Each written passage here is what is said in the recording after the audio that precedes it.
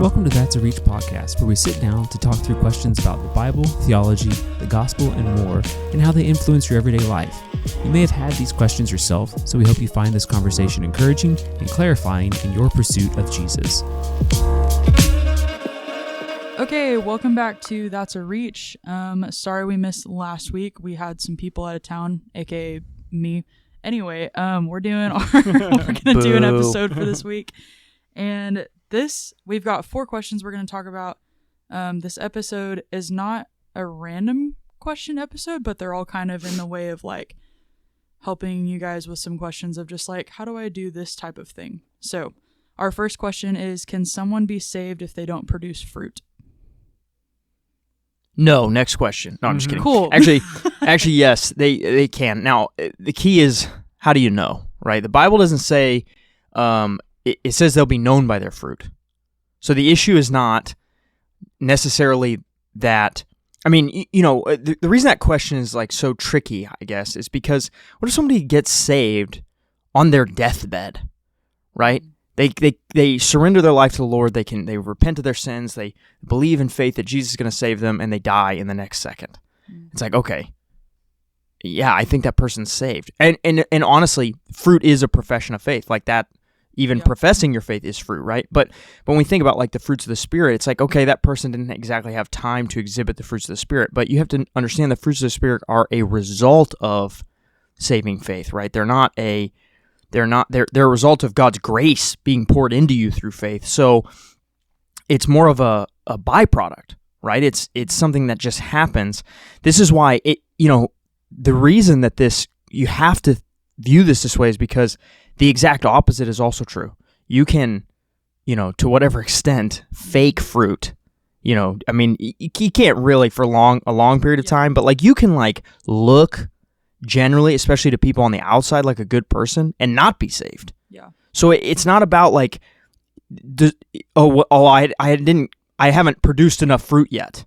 It's like, no, that's works. That's exactly the problem. That's not it. That's a works-based salvation. So yes, you can be saved without producing fruit, but the question is, why aren't you producing fruit? Because if you're not producing fruit, you're either not saved or you are a believer that is trapped in some kind of, sin or bogged down, not growing in your faith some way. Yeah. So the question really becomes, can you know? And this is what I always tell people about the assurances when we look in 1 John is the assurances are saying basically a giant shoulder shrug. Like, am I saved? Do you look like this? No? Well, then I don't know if you're saved, right? Like, that's the whole point. It's not like, definitely not. 100%, we can tell from these outward things, you're 100, like, no one can see your soul, including you, actually. And so the key is the outward expression of the fruit of the assurances is just that. It's an assurance. It tells you, hey, look, this is a fruit of you being saved. This is a fruit of Jesus has saved you. So it's more about, that's why we don't tell people like, oh, well, did you pray a prayer? When you were 7, It's like, because the Bible never says like, well, did you pray that prayer at some point? It says, do you look like a Christian right now? Yeah. That's the question. Yeah. Is it, sorry, I don't want to cut you off. Is it fair to say like, okay, an example of someone maybe when they got saved, they were not in a body of believers who were good about like growing them in their faith and Absolutely. discipling them. So like, they may not even know how to produce fruit. You Is also that possible? think about it like this. It's easier when we look at it. People get tripped up about this about being kids too. They're like, well, I got saved when I was 7, but I didn't really grow. Yeah, you were 7. Right. Your understanding of the gospel was the minimal amount, right? And so what people make the mistake of is being like, well, I was immature. Yeah, we're all immature at some point. Right. And some people stay immature longer than others, right? But there's no difference between somebody getting saved when they're 22 and not growing in their faith for the next 10 years because they're not in a good body or they're not getting discipled, versus somebody who gets saved when they're 7 and doesn't start maturing till their faith till they're 17. It's the same thing. It's just that it's about maturity. Maturity happens at different rates, There's a lot of the young adults in our community have found a lot of comfort and understanding by looking at the parable of the weeds, which is in I think Matthew, Mark, and Luke. I don't know if it's in John, but I don't think it's in John, but Matthew 13 for sure. And we had a big discussion about it in our Sunday school, in the newly married Sunday school class, looking at the parable of the weeds. And I think that is one of the good parables to look at to understand what does fruit look like.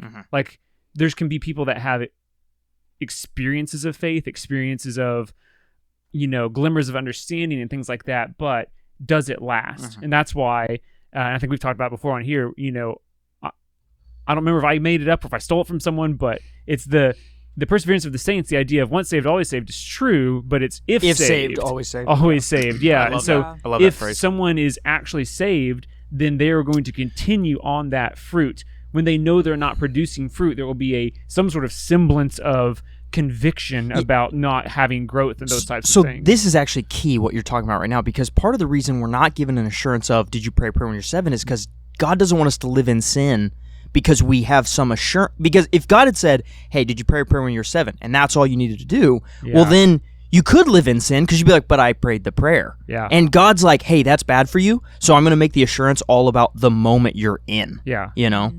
Yeah, if you knew the big magical check mark was checked you permanently, could do whatever you wanted. Yeah. And it's not, again, that's not to throw us into a spiral of doubt of, I got to keep repraying some sort of prayer or anything like that. No. But it's in all the things, like what, here's a question to look on the other side. So, fruit proves that you have salvation, born out over time.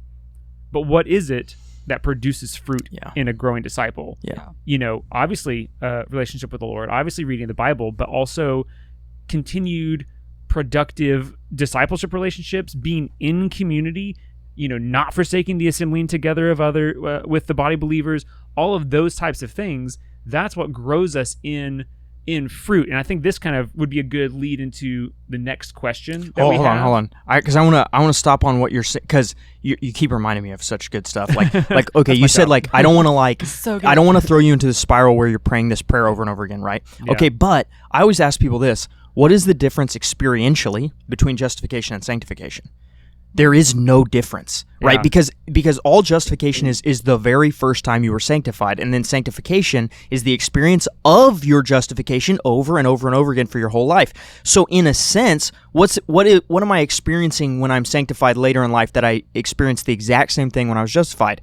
Repentance and grace, right? And so even though I'm not going, well, I just got saved every time and I have to go get rebaptized, oh man, like over and over again, which we see some of that doubt, right? It is, however, still like, wow, I see the gospel more clearly today, and I repent of my sins even more aggressively because I'm being sanctified. I'm growing in my faith, Yeah. Like any point of the day when you're struggling ups and downs in life, like what's the answer? Yeah. It's the gospel still the gospel. again. Yeah. Right. The other parable, the wheat and the tares parable. Yeah. Okay. They grow up and you can see by the fruit what's the wheat and what's the tares. But here's the thing. If you were to pull all of them out of the ground before they grew up to where they were obvious, still one would be wheat and one would be weeds, right? So the fruit is just the evidence of what it is, but it would still be that thing. And so kind of summarizing this whole question, your fruit is evidence of who you are. It does not accomplish who you are. Right. And then ultimately, whose job on the wheat and the tares is it to make that call in the end? Jesus. Yeah. Jesus. Got it. Nailed it. Because the angels working for Jesus are the ones that separate out the wheat from the tares, and it's based on the appearance of their fruit. Right. So like the fruit affirms that it was the right plant growing in the right soil. Yeah. So going, connecting the two. So, but I think this leads well into the second question. Yeah. Because this is, go on. Thank you. I appreciate I'll allow you to do your job now. Thank you so much. Wow. So great. Okay, question number 2. How can I share the gospel with an authority, like a parent, in my life if they say they are saved, but do not produce fruit? Yeah, the reason that I think it connects well was the points that we were just making was if a parent, as an example, is a person who has been going through life not assembling with the other believers, not reading their Bible, like having none of those, and not doing those things because assembling with the church or reading the Bible doesn't make you saved, but a desire to do those things affirms that there is a spiritual change in your life, that the Lord's Spirit lives in you because you would desire to be with the church family. You would desire to read God's word. You would desire to grow in those ways. And so I think in dealing with a parent as the example, that's where I would start that conversation of being like, hey, this is what God's word says, and I've never seen that in your life. Yeah, and I would say, because some parents are aggressively not receptive to that conversation, especially from their kids. And the conversation I have with college students is okay, first of all, we discuss over and over again that the phrase share the gospel every day, and if necessary, use words, is a trash statement, all right? Yeah. Like, you must use words. Words are necessary for the spreading of the gospel. Faith comes through hearing. You have to tell people the gospel, right? Yeah. You cannot just be a good person. That being said, if you go do a bunch of stupid stuff in front of your non-believing friends, and then you try to share the gospel, they're going to be like, oh man, like, I don't know if I believe you. You kind of seem like hypocritical. Well, guess what? Your parents have seen the most stupidity of you your entire life. They've been raising you. They also, whether or not you're more mature than them now, they were more mature than you most of your life. And so part of what you're dealing with parents is you're overcoming your own bad testimony. You're overcoming the perception they have of you, and you have to do that by the way you act and live it out when they see your change. I'm going to call Dalton out. Dalton has a great story about he was just saved. He was really starting to come around, got in an argument with his parents at home, and I love the way he tells the story, because he looked at his mom and he said, "Can't you tell I've changed?" And I said it just like that. And it's like he realized in that moment, he's like, okay, I have changed. I'm not done being changed, but this is not proving it. The way I'm speaking to my mom right now is not proving it. And that's perfect, because he understood, like, okay, we got a ways to go before my parents see the change. That's huge. Yeah. I think in balancing out that your own personal change and trying to explain it to other people, it goes back to the first question of talking about the fruit of things. And so when you not trying to, like, when we feel something is wrong, like, we want to fix it, but I can't fix somebody else. I can't coerce somebody else into faith. But your own testimony, especially with someone that knows you well, like a parent, your own testimony is going to be your greatest asset in all of that. Because, like you said, they know you the most. They've seen you in the worst. And so not trying to be a Pharisee in front of them and be holier than thou, but just put, practicing what you preach in the truest sense of it is going to be the most effective thing. Yeah, like, even just the simplest things of, like, doing chores for your mother without being asked, or how about not bickering with your siblings every second? It's like those little things that your parents are like, okay, something's different with my kid. Yeah, because what I've pointed this out probably on here before too, but like, when do we see the fruit of the Spirit exhibited? Like, it is in conflict. Like, all of those things are when things are difficult. It's not just me. It's really easy for me to love you and be patient with you when you're being super nice to me. But all of those other things, the fruit of the Spirit, they all happen when things are difficult. And so when a normal difficult situation would happen with your parents or your siblings, or in life, you're fired from your job and you're upset about it, if you exhibit the fruits of the Spirit in that, that's when your parents are going to see that. Well, we say this about marriage all the time. We're like, you don't get points for loving your wife when she's being the most respectful she can be. You get points for loving your wife when she's actually in, bad mood, right? And it's like, the same is true in your Christian faith. It's like, you don't get points for following Jesus when everything going all right. You get points for following Jesus when something's not going all right. And points is I'm being facetious. It's not the right way to think about it. But the point I'm making is, like, when is your faith real? When things aren't going well. That's when I want to see it, Yeah. I think something else too is, like, just as an adult who's moved out of the house, like, getting together with parents or grandparents or any kind of family, like, so much of my life is, what is God doing in my life right now? And so they'll say, like, how was this event? How was your day the other day? And even taking those small opportunities to say, like, this is what God's been teaching me. Yeah. And, like, I mean, you guys always say, like, everybody needs to hear the gospel, even people who are saved. And so it's like, if that naturally comes out in your conversations and they hear it, great. You know? Let me just say it louder for the people in the back if you didn't catch the beginning of Jilly's message there. Move out of your parents' houses. Stop living at home as adults. Stop doing it. Taylor has a chip on his shoulder about that. That's a big problem for me. I mean, I agree now that I'm out. It took a while for me to. I know. It's your whole generation. Actually, I say that. It's my millennials. I came back and I was like, why are you all still living at home? Yeah. What are you doing? Right. You know, Yeah. move out, be an adult. Yeah. Yeah, I did. Turned 18 and I did. 18 years old, gone. That's went to college. Yep. Then, the best, you guys probably, this has nothing to do with this, but my first youth pastor job, I didn't have a place to stay in the summers very consistently, so I slept on a futon mattress in my office when I was a youth pastor for most of the days classic of the week. youth pastor move. Yeah, because Kiva was off working at Falls Yeah. Creek all summer, and so I was like, well, why would I go anywhere else? Listen, it doesn't have to be luxurious. It's No. like Listen, It was just you're for a in your season. right. You you're do anything Yeah. for a season. you're young. You can be poor for a Right. minute. Like Yeah. you will not die. I promise. Like it's really not that hard. Like you're not going to be living under a bridge.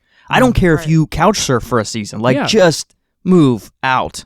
Come on. Everything for a season Yes. is doable, and that's the right view for everything. Because people ask me with having kids and stuff like, oh, how did you get through that? And it's like everything for a season. You Yeah. can handle not sleeping for a few months while you have a newborn. Like you can handle it. It won't kill you. don't. Don't. Oh, I'm sorry. Sorry, Don't Jilly. even. You can handle it, Jilly. It will be fine. Yeah, it's gonna be fine. And in the middle of it, you'll think, I guess this is my life now. This is forever. Yeah, But then right. a couple months go by and you're like, oh, that's not happened in a while. And all of a sudden things are different and easier, Sure. but also not. Babies are crazy. You'll be able to Fantastic. handle it. Love it. But this whole context, though, what we're talking about, I think also plays into the next question. And I had some Yeah, ideas on that. these flow so well.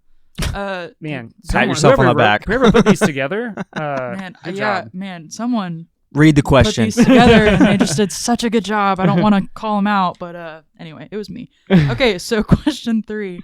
I've heard it said that in order to get the gospel flowing out of you into the world, you should practice sharing it with your Christian brothers and sisters.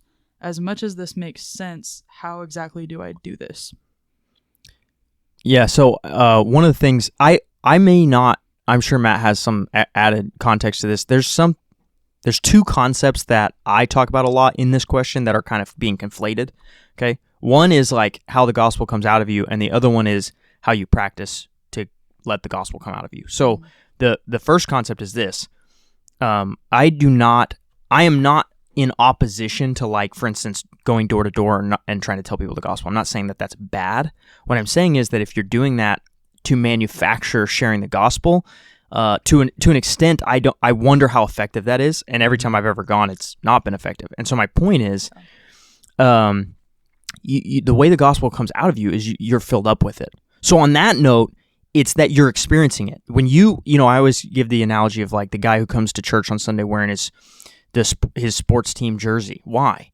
Because that weekend he experienced his sports team and now he wants to tell everybody about it. Mhm. You have to experience God, and then you will want to tell people about him. So you have to grow in your faith. You have to be sanctified. You have to experience salvation, sanctification, and grace. On the other hand, the other part of that question is about the practice of it. Honestly, if you have never shared the gospel or practiced sharing the gospel, it does not just roll off the tongue. And as a matter of fact, a lot of people will tell you when they're out of practice or if they've never done it and they get an opportunity to, it comes out all jumbled. I mean, it's like, okay, so there's sin, but first there was creation, and also Jesus didn't have any of the sin, but he was there at creation, and then later he's going to die, but that's not the end of the story because your sin needed to be paid for. And it's like, what are you talking about, right? And so what we tell you to do, here's the deal. The gospel is for everybody. It's not just for non-believers. It's also for your Christian brothers and sisters who also need to be reminded of the gospel. So what we tell you guys to do is go grab your Christian brother or sister and say, hey, I'm trying to practice sharing the gospel. Can I share the gospel with you? And share the gospel. And then have your Christian brother and sister critique you and say, hey, you left this part out. Or, hey, that part didn't make sense to me, or whatever. And then make them do it back. Make them share the gospel. That's how you practice so that when you get the opportunity, it comes out in a more fluent and understandable way for somebody who is not a Christian. Yeah. There's also an element like what you're talking about is like when you're in a moment where someone clearly is far from the Lord and needs the gospel laid out for them. But in the in-between moments, in the everyday moments of life, when the gospel is still applicable, how do we properly breathe the gospel into those moments without being awkward and forced and trying to coerce a moment?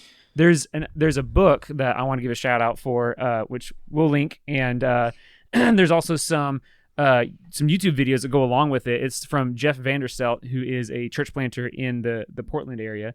His book's called Gospel Fluency, and I've seen him do talks on it at different conferences, and so there's lots of those videos of him talking about it. But it's the idea that in every moment, whether this is evangelism or discipleship, the gospel is usually, or it is what you need. So like if you're, frustrated because you failed something at work, then he would use something like that as an example of like, okay, why are you frustrated? Well, I failed at work. Well, then why are you so depressed on it? Well, I just feel like a failure. Okay, well, are you actually a failure? Like, is your identity wrapped up in being a failure? It's like, no. Okay, well, what is your identity in? And so it's like, let's just break things down and go back to, and what he points out in his stuff on that is understanding the main arc of the gospel story throughout the Bible. And you have the big pillars of, creation, fall, redemption, reconciliation, restoration. And so you can usually, in talking to someone, when they're upset about something, they lost a family member, lost a job, whatever they're struggling with, and if they're getting depressed on that, you can speak the gospel into that. You can be fluent with gospel speech of, okay, you're feeling bad about this because you feel like you've messed up and God doesn't love you anymore. But is that true? So like, let's back up in the gospel. Okay, God created everything. We messed up and he does love me. He loved me so much that he came to fix my mess, died on the cross for me. And because of that, I can be reconciled with him. Okay, so you're upset because you messed up at your job, but you know that's not the end of the story. And so it's kind of like, let's bring it back to the base level of what is true. The gospel is true. It's true for anything in all moments, whether that is in evangelizing with somebody or discipling a brother and sister who is frustrated in the moment. And so I think that is, without being overly ham-fisted with it or awkward, it's just, how can I breathe the gospel into a moment to pull us back to the real reality of who God is and who we are in light of who God is. Yeah. Because that's going to settle us down as a frustrated Christian, or that's going to bring light and truth into a broken situation with a non-Christian who does not know the Lord. Right. And when your non-Christian friend asks you why you're reacting in a very unnatural way to a situation, have you practiced the gospel so that it will roll off of your tongue? You know, that way you don't end up in your office just pulling a, do you have a moment to talk about our Lord and Savior Jesus Christ? It's like, I'm so glad you scooted back for like, that. it's like, don't do that. Like there's an automatic stigma. I'll tell you what, my cheat code right now is this: ask people if they know what the gospel is. And I mean, say the word gospel. You know why? Because we finally live in a post-Christian society. And when you say the word gospel, 99 times out of 100, nobody, like the people, if you're talking to a non-believer, they do not know the word gospel. So when you say, do you know the word gospel? They go, I have no idea what that is. Then their guard is not up. They want to know what the word is. And you're like, oh, let me tell you. And then you can share the gospel. Weird ideas of how the word gospel is used. Sure. Because, I just watched Hercules with the boys, with my children over the weekend. And there's a song about something about Hercules and the whatever. Gospel truth. Yeah, the gospel. It's like, you're a bad parent. Not how, it's about mythology and stuff. Yeah, that is not how the word gospel is properly used at all. And so, so that's funny because in our culture and context, the word is trivialized. And so asking someone, do you know what the gospel is? Like what it actually is referring to? Most people would be like, nope. Most people have no idea what the word is. Is it the one in Hercules? Is that what you're talking about? Yeah. All right. Last question. How do I discern God's voice from my own? Yeah. So I love this question. Here's the deal. This is the entire Christian life. I mean, like the sanctification process is from the moment you get saved, essentially the moment you got saved was the first time you ever heard God's voice, and the growth of your whole life after this is learning how to hear God's voice. Like that's the whole point. And how do you learn God's voice? You get familiar with it. You spend time with it. Here's the deal. Part of how you know God's voice is you spend so much time reading his word that when you hear his voice talking to you, it doesn't sound like you. It's not thoughts that you have. It is clearly not thoughts that you came up with. Part of it is what I've realized is whenever I have really like godly thoughts, like if I have a time with the Lord and I think something that is truthfully just based in the Bible and just godly beyond my own knowledge, well, that didn't come from me. Yeah. I know that didn't come from me. I'm not that smart. I tell people, like, if I could have just meditated my way into, inner peace, I'd have done it way before taking my Christianity seriously. So the only explanation for that is a very real God spoke to me and continued to speak to me, and I learned his voice. I became familiar with him. But the reason, the biggest pitfall here is we don't learn to hear God's voice because our culture has told us that apparently all opportunities that I want, that I think look good, are God opening the doors for me. Mm-hmm. Just as soon as I see anything I want, that person I want to date, that job I want to have, that whatever opportunity, Right. I'm like, well, this clearly is God's will. And it's like, okay, opportunity does not inherently equal God's will. And when you go charging through the first open door, a lot of times you find a giant pit on the other side. You have to actually learn to be familiar with God's voice so that you can discern which open doors are opened by God and the ones he wants you to walk through. Yeah, because I've had that chat a lot lately too. 'Cause it's like, it's not as if the enemy couldn't open a door or I say that all the time. or present a good opportunity to you, because That's what temptation is. You know what the enemy of God's Crazy. best is?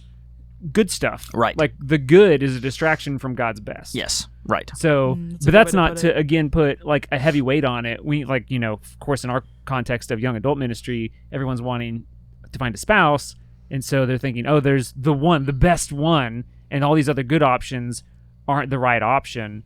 And so, how do I determine which one is the best? Really, in all those things with the Lord, if you trust the Lord, it's being open-handed. Mm-hmm. And when a good opportunity comes along, if I am clinching with a death grip on every good opportunity, then I'm not really trusting the Lord. Yeah. And to go back to the other questions, if I'm not really trusting the Lord, then what does that tell us about my understanding of the gospel? Because Yeah. Right. so somewhere in my understanding of the gospel, I am getting off track There's a because I don't deficiency. think that God is a Yeah. good father, Yeah. because he won't let me have this good Yeah. thing if I Yeah. don't clinch it with I a mean, tight fist. all of your sin it represents things you don't believe correctly about God. Yeah. Right? Like, why do you steal? Because God's not a provider. Right? Mhm. Why do you cheat on a test? Because God is not, looking out for you. He doesn't have your future ordered. It's like, that's all sin is like, why do I, look at things I shouldn't look at in the middle of the night? Because God can't see me. Mhm. And it's like it's all deficiencies about what we believe. And it's Yeah. like, if you believe correctly, and why does God let us fall into sin? Could God snap his fingers and we'd never fall into sin or temptation ever again? Yes. He lets us fall into sin and temptation because he is exposing the parts inside of us that are not yet fixed. They're not healed. They're not glorifying to him. Mhm. And he wants to expose them and then root them out because he loves us. Yeah. And that gets him the most glory. Like, giving us the most opportunity to see God at work and know that all of that is dependent on him and not us gives him the most glory. So we have to live open-handed, because if I clutch at things, and I talked to you about this the other day, like, if I'm clutching at anything, my time or my money, my resources, or even the way that I deal with my own sin, and I try and fix things, well, then I am stealing God's glory. I'm stealing what's not mine. Yeah. And him redeeming me and reconciling and fixing the broken things in me, that's not just for me, it's for his glory. And he gets the most glory when I'm open-handed with that, and I allow his name to be made great because of how great has he done these things for me. Like, these things are amazing, that he loves me in spite of my sin, that he died on the cross for me in spite of my sin. While I was still yet a sinner, Christ died for me. And I can count my sins, not to beat myself over the head with my sins, but I can be like, look at all of this he forgave and loves me anyways and continues to grow me out of those things. Like, that gives God the most glory. And I wanted to just put a little cap on our discussion about understanding God's voice, because Jesus essentially gives us that promise that in John 10:27, he says, my sheep hear my voice and I know them and they follow me. So if you belong to the Lord, going back to all of our other discussions so far about those that actually are a believer, that have been saved, they will be in the Word. They will be desiring to be around Christian community. They will be desiring to have these types of conversations because it is life-giving for believers to have conversations about stuff that really matters, which are things of eternal significance, which is our walk with the Lord, our work as gospel ministers. Those things have eternal significance. And so as we do that, we begin to know the Lord's voice more through conversation, through reading the Word, through studying, through prayer especially. Those things help us to know the Lord's voice in our life. And then through that, we can have confidence again about our salvation. Or when we see these things in someone else's life, we can have confidence in their salvation, knowing that we can see the fruit of their life through that. Because I've even said in Sunday school, I can't, without a shadow of a doubt, say that even my own wife is saved, but I see the fruit in her life. And the fruit proves that there's something there. And so I have confidence. I can't tell if Kiva's saved either. Yeah, Kiva's a little bit. Just kidding, Kiva. I'm dead. So, anyways, anything else to wrap up, Well, Jilly? before we wrap up, I just wanted to throw this out there too.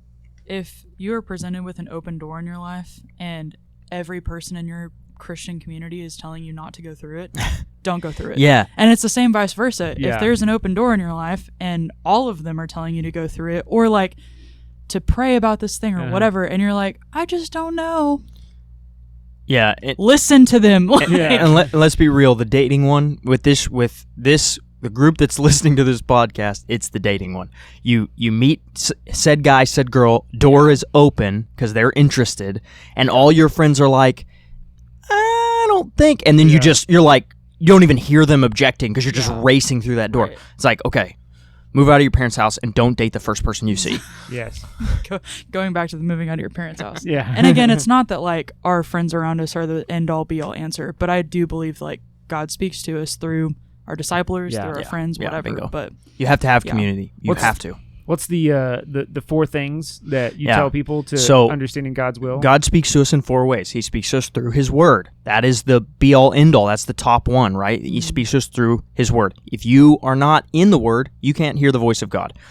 He speaks to us in our prayer time. He gives us peace in our spirit or unrest in our spirit, depending on the answer He's trying to give us. Yeah. He speaks to us through our disciplers, mentors, and He opens doors. When you see all of these things happening consistently in your life, you can be confident that God is giving you a direction to go. And the reason I say all four is because we manipulate all four. Yeah. It's really hard to if you manipulate all four together, you are in rebellion. But it's easy to manipulate any given one. You can find a verse. Even without doing it on purpose. Yeah, you can find a verse to agree with you. You can ignore the feeling in your spirit. You can find somebody to agree with your version of the story, and you can find an open door that God did not open. But if you manage to, manipulate and break all four of them consistently to get the answer you want, there's a high likelihood you're aware of how much rebellion you're in. Yeah, right. There's a totally different conversation that needs to happen. Yeah, for sure. I think that's it's a good philosophy for anyone. I know our young adults talk about it a lot because they're in that big transition time of life. Yeah. But that's why God's given us these checks and balances essentially of how to keep ourselves in line. That's why, going back to my favorite thing, the greatest commandment, it has both of those elements. It is knowing God and His Word, which is going to be through prayer and through reading Scriptures, and it's going to be through conversing with those that know us and love us, that we are pouring into and sharing life with. And God affirms both of those things to keep us understanding His will and hearing His voice, and not hearing even our own voice that can be louder than God's voice in our own head. Right. So, man. Well, yeah, that was all of our questions. Also, just want to toss out a reminder. We do have the That's a Reach stickers. If you've been listening to this podcast and you've heard your question get talked about, come find me at Reach on Tuesday nights, Sunday mornings. Call me. I don't know. We'll figure it out. Wherever. But I will get you a sticker. Yeah. So Yeah. just wanted to Text throw that Jilly out there. at 3 a.m. Give me my stickers. Well, you can do that, but I definitely won't see it until like 9. So, but yeah, that's it. Okay, all right. Bye. Peace out. Lunchtime. Thanks for joining us on That's a Reach. We are pastors and leaders from the Reach Young Adult Ministry at Evergreen Church in Tulsa, Oklahoma, and these questions come from those in our young adult community here. If you're from a different church and context, we hope you found the discussion beneficial and edifying as you pursue spreading the gospel of Jesus Christ in your culture and context.